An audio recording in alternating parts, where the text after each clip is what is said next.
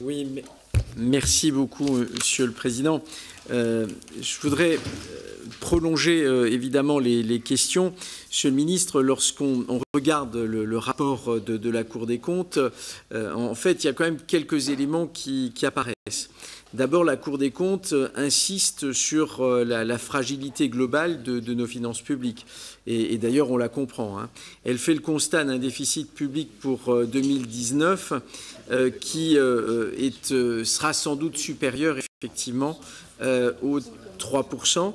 Elle anticipe par ailleurs une croissance inexorable de la dette publique qui va du coup se rapprocher de plus en plus des 100% du PIB. Elle indique également une absence de réformes structurelles ambitieuses. Et là, en l'occurrence, ce qui est très frappant, c'est que la Cour des comptes nous dit que la France n'a pas réussi à mettre à profit la conjoncture économique jusqu'ici plutôt favorable afin d'assainir ses finances publiques. Et d'ailleurs, le président de la Commission des finances, ça fait au moins 12 mois qu'il dit la même chose.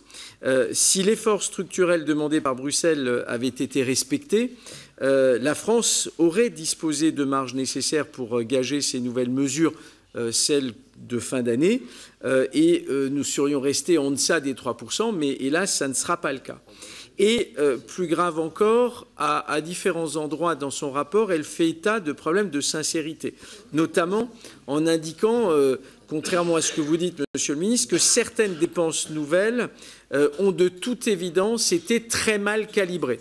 Et donc, comment expliquez-vous parce que, évidemment, il y a d'un côté, évidemment, la parole ministérielle, mais il y a aussi la crédibilité de la Cour des comptes. La Cour des comptes dit qu'il y a eu des problèmes de calibrage qui débouchent, du coup, sur un problème de sincérité.